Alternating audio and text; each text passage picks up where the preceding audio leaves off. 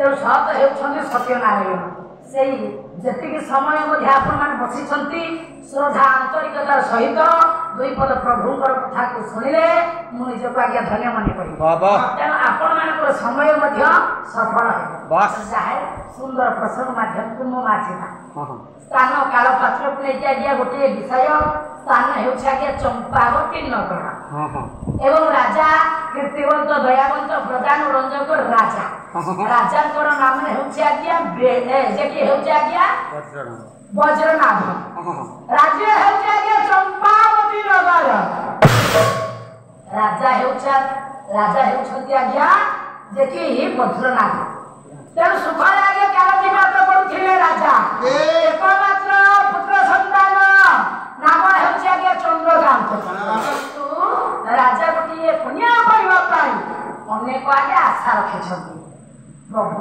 निकट आगे आशा पुण्य के किमिति आगे पाइबे मोहिमा तेणु भगवान को निकट आगे निवेदन करुछन्ति स्वामी किमिति आगे प्रभु को डाके स्वामी मोर बोले गोदान भुदान अन्नदान पुण्य गोदान गोदान अन्नदान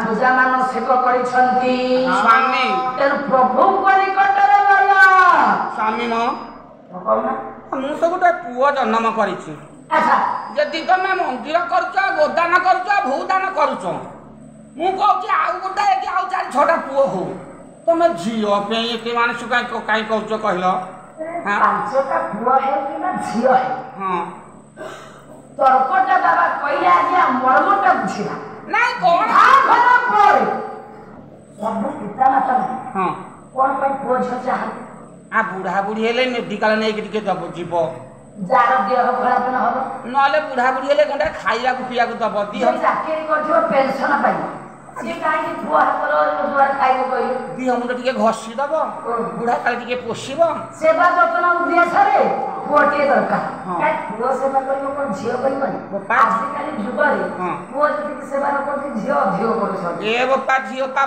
दी माथे पत्र नै कि सासु घर को पळौछे ए को दिन टिके खबर पाइले आसीबो बापा लो छेना पाड़ टिके आंची नै खाइबो छेना पोड़ो हां तमे प्राय एमबीए थे हेलो पाड़ को कहू आलो पुओ जहा करिवो झियो सेया करि परिबो केमिति न पुओटा शास्त्र प्रमाण देउछ कृष्ण प्रसाद वसु कहि कोन बाबा कहिले भगवती उधारिवा पाई पुत्र मना संति न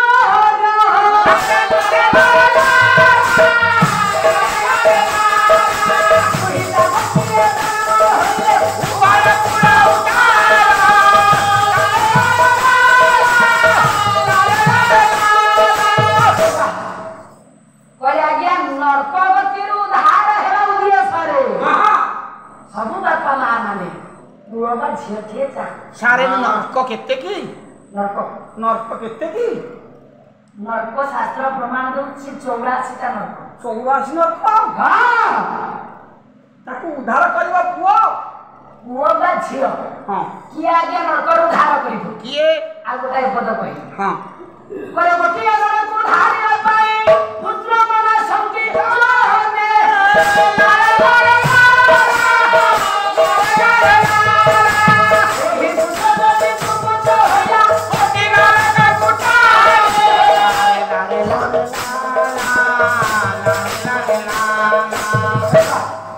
बाबा मानो कोले 84 नर्क मध्यरु गोटाय नर्करु उद्धार करिवो भल पुओ बेस मोरी भया परिष्कार पुओ माने सफा आ कोन जे स्वच्छ सफा हां ହେଇଥିବ ସେଇ ପୁଅ ଯାଇକି ପୁଅ ଉଦ୍ଧାର କରିବ। ଆଚ୍ଛା ଯିଏ ଟିକେ କଳା ଅପରିଷ୍କାର ଏ ବୁଢା କାଳିଆଟା ସେ ଉଦ୍ଧାର କରିପାରିବ? ନା ନା ସେଇ ଅର୍ଥରେ ଆଜ୍ଞା ପ୍ରମାଣ ଅଛି। ତାମାନେ ଭଲ ପୁଅ କାହାକୁ କହିବା ମନ୍ଦ ପୁଅ କାହାକୁ କହିବା? ଯେ ଚୋରି କରିବ ଡକାୟତ କରିବ ମଦ ଖାଇବ ପର ଝିଅକୁ ନାଁରେ କଥା ହବ ପର ଘର ଭାଙ୍ଗିବ ଏଗୁଡାକ ସବୁ ହେଉଛି ପାପ। କହିଲେ ଏ କର୍ମ ଗୁଡାକ ଯୋଉ ପୁଅ କରିବ ଆସିବ କୁଳ ଉଦ୍ଧାର କରିବ ନା କୁଳ ଖାଲି ଉଠେଇବ ପକେଇବ ବାପା କହିଲେ? ନାଇଁ ତା ବାପା ତ ଖାଲି ନରସିଂହପୁର ଥାନାକୁ ଦୌଡ଼ିକି ଜାମିନରେ ଆଣି ଆଉ ସେ ପୁଅ ଉଦ୍ଧାର କରିବ କଣ? ବୋପା ତ ତାକୁ ଉଦ୍ଧାର କରିବ। କହିଲେ ଭଲ ପୁଅ କୁଳ ଉଦ୍ଧାର କରିବ। ଭଲ ଭଲ ଯେ ସଫା ନୁହଁ। ନାଇଁ କି ଭଳିଆ ପୁଅ? କି ଭଳିଆ? ତୋର ପୁଅ ପରି ଗୁଣ କିପରି ଜାଣିବ ବୁଢା କାଳେ ଜମା ବସେ ପରି ଗୁଣ କିପରି ଜାଣିବ ଋଷି ବସି ଜମା ହସେ କିପରି ଗୁଣ କିପରି ଜାଣିବ ଆରେ ଋଷି ବସି ଦେବେ ହସେ କିପରି ଗୁଣ କିପରି ଜାଣିବ ଏବେ ଋଷି ବସି କରି ହସେ। ଭଲ ପୁଅ ଯିଏ ଶେଷ ସମୟରେ ପୁରା ଉଦ୍ଧାର କରିବ। ବାପାକୁ ଆଜ୍ଞା ପୋଷିବ ଯତ୍ନ କରିବ ମନ କଥା ଜାଣିବ ତ ସେ ହେଉଛି ବାସ୍ତବରେ ଭଲ ପୁଅ। ତେବେ ପୁଅ ପୁଅ କେତେ ନରକ ଉଦ୍ଧାର କରିବ ଝିଅ କେତେ ନରକ? ପୁଅ ଗୋଟାଏ ନରକରୁ ଉଦ୍ଧାର କରିବ। ଭୂତ ନାମକ ନରକରୁ ଉଦ୍ଧାର କରିବ ମୋ ମା ପୁଅ। ମାନେ ଆମେ ପୁଅ ମାନେ ଗୋଟାଏ ନରକରୁ ଉଦ୍ଧାର କରିବା ଭାଇ। ତମ ଝିଅ ଜାତି ଆରେ ମାର୍କଣ୍ଡରୁ ସେ ମାର୍କଣ୍ଡ ପୁରାଣରେ କହିଛନ୍ତି ତମେ ଯଦି ପୁଅ ଗୋଟାଏ ନରକରୁ ଉଦ୍ଧାର କରିବ ତାହେଲେ କନ୍ୟା ଆଗରେ କଣ କହିବ? ଦୁହିତା ଦୁଇ କୂଳକୁ ହିତା। ତମ ଜାତି ଭାରି ଉପରେ ଆଉ କହିଲେ ଆଜ୍ଞା ଦୁଇ କୂଳକୁ ସେ ଉଦ୍ଧାର କରିବ। କେବଳ କଣ ସେତିକି? ଏକ ବର୍ଷ କୂଳ ଉଦ୍ଧାର କରେ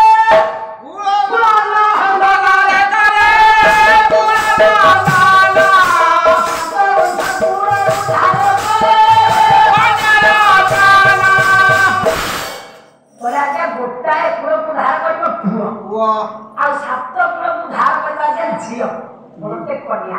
କେବଳ ସେତିକି ନୁହେଁ ସର୍ବମୋଟରେ କହିଲେ 83 ନରକରୁ ମଧ୍ୟ ଆଜ୍ଞା ସେ କନ୍ୟା ଉଦ୍ଧାର କରେ।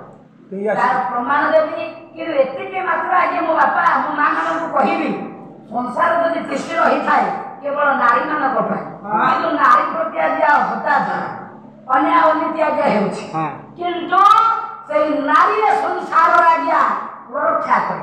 ସର୍ବ କାର୍ଯ୍ୟରେ ଯେତିକି ଗୋଟାଏ ନାରୀ ସହେ ଆଉ ସଂସାରରେ ବାପା କେହି ସହେ। ଘଣ୍ଟାକେ ଯଦି ଘରଟା ଛିନଛତ୍ର ହେଇଯାଇଥାଏ କେବଳ ନାରୀ ପାଇଁ ଘର ଭାଙ୍ଗିବା ଭିତରେ ଏକ୍ସପର୍ଟ। ମାନେ ବିପରୀତ କଥା ଗୁଡାକ କହିବା ତମେ ଜାଣିଛ।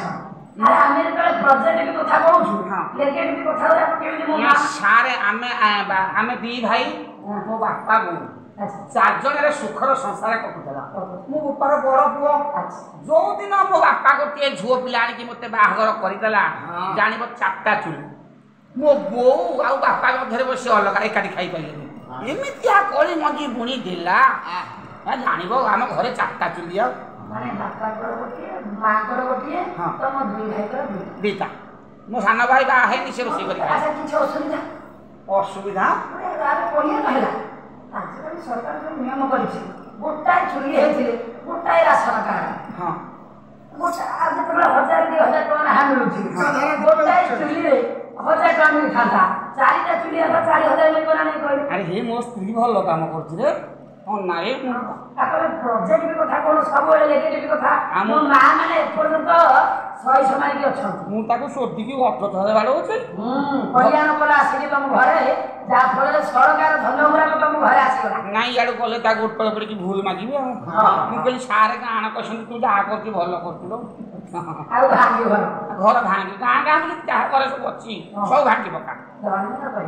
କୋଉ ଅର୍ଥରେ ତମକୁ ବୁଝେଇଲି ତମେ ଯାଇକି ତମ ସ୍ତ୍ରୀ ଏଇ କଥା କହିବ କହିଲ ବା ଆଜ୍ଞା ଯାରେ ସୁନ୍ଦର ଆଜ୍ଞା ପ୍ରସଙ୍ଗ ନାରୀ ମାନଙ୍କ ଉପରେ ମୋ ବାପା ମାନେ ବସିଛନ୍ତି ଜଣେ ଜଣେ ବିଚାରପତି।